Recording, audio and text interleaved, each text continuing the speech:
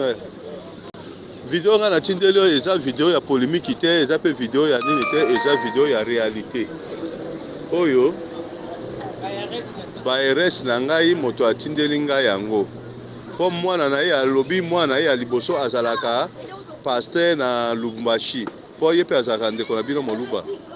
Alors alobi video oyo eza polémique te, eza réalité oyo mwana na ye amoni na miso akangi ayoki nde atindeli mama na ye peke apartage.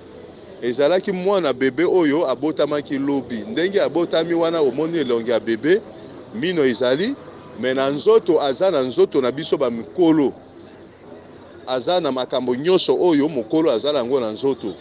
Alors tango abotami après 5 minutes abandi koloba alobi nga na ye na mokili po bostele nga menga na ye na mokili parce que naza envoyé spécial de Dieu, naza ange o nzambe atindi nga na ya kolobela mokili pe na lobela bato. Nzambe azo venger mikolo oyo, nzambe azo silika makasi, nzambe akomi koloba makasi ke akoya na mokili kotumba mokili plus que Sodome na Gomorre po mabe eleki makasi, mabe eleki na mokili. Nzambe azokoka kosupporte te, azo venger makasi. Bientôt ye nzambe akoya soki mutu oyo akotambola na bosembo te na nzela na nzambe te, vengeance ya nzambe kozala likolo na ye. Tango alobi makambo wana kosilisa après 5 minutes akufi. Bamemi ye ke bakende kotia na morgue po bakunda ye, akomi na morgue alamuki alobi nga na yaki na mokili po na kokunda ngai te, na yaki pe na mokili po na morgue te.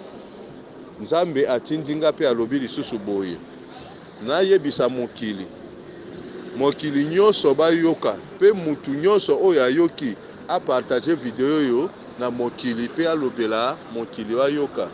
Soki yo mutu ozwi video oyo o partage na moninga, soki o partage te okobela na courte durée okokufa.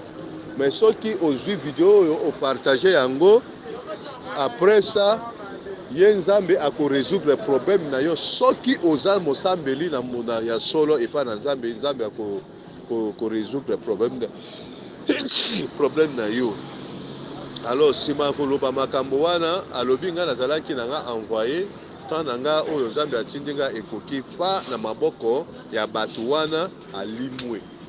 Nde mama baires na nga tango mwana ye pasteur wana azaki témoin oculaire na makambo wana nde atindeli mama na ye pe baires na nga ye kotindela nga yango pe natindeli yo pe tindela baninga pe sa pe explication na pesi yo na mokili na baninga na ba connaissance oza na bango.